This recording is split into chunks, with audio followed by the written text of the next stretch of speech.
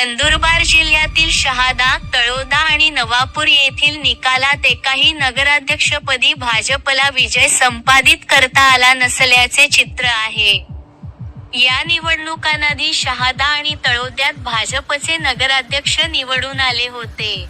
त्यामुळे यंदा अतिआत्मविश्वासाच्या जोरावर भाजपने मित्रपक्षांची इच्छा असूनही त्यांच्याशी युतीबाबत चर्चा न करण्यास प्राधान्य दिले. शहादा पालिकेत 29 पैकी 20 जागांवर भाजपचे नगरसेवक निवडून आले असले तरी याठिकाणी भाजप नगराध्यक्षपदाचे उमेदवार मकरंद पाटील यांचा झालेल्या पराभवाने शहाद्याचा गड आला पण सिंह गेल्याची स्थिती आहे. तळोदा नगरपरिषद ही भाजपचे आमदार राजेश पाडवी यांचे घर मानले जाते. शहादा आणि तळोदा हे त्यांच्या विधानसभा मतदारसंघात येते. त्यातच सध्या मुख्यमंत्री देवेंद्र फडणवीस यांच्या मर्जीतले आमदार म्हणून जिल्ह्यात त्यांच्याकडे पाहिले जाते. तळोद्यात भाजपतून नगराध्यक्ष पदासाठी झालेली रस्सीखेच यातून दिग्गजांची नाराजी, बंडखोरी ही भाजपला भोवल्याचे चित्र आहे.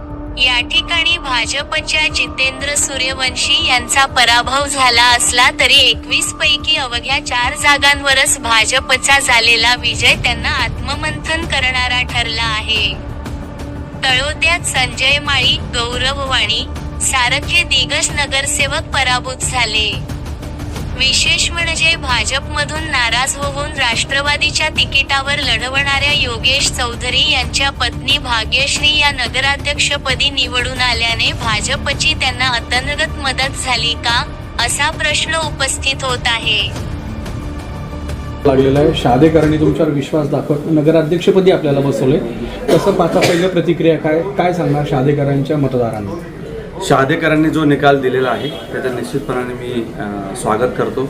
काही अंशी आमच्या मनासारखा निकाल लागलेला नाही आहे. काही नगरसेवक ज्या कमी फरकाने निवडलेल्या आहेत भारतीय जनता पक्षाचे, हे खऱ्या अर्थाने आमच्या दृष्टिकोनाने आत्मपरीक्षणाची आत्मचिंतनाची बाब आहे. पण तरी देखील जो निकाल, जी जबाबदारी शहादेकरांनी माझ्यावर टाकलेली आहे त्याला न्याय देण्यासाठीचे पुढचे वर्ष मला घालवावे लागणार आहेत. माझी एकच विनंती, सर्व राजकीय पक्ष असतील, सर्व विचारधारेचे लोक असतील, हे शहादा शहराला जर पुढे न्यायचं असेल तर आपल्याला सर्वांना सोबत काम करण्याशिवाय दुसरा पर्याय नाही. शहादा शहर अनेक बाबतींमध्ये मागे झालेलं आहे आणि ते जर पुढे न्यायचं असेल तर सर्वांना सोबत राहून काम करावं लागेल तरच प्रगती होईल, असं माझं प्रत्यक्ष या पूर्ण निवडणुकीचं ॲनालिसिस आहे.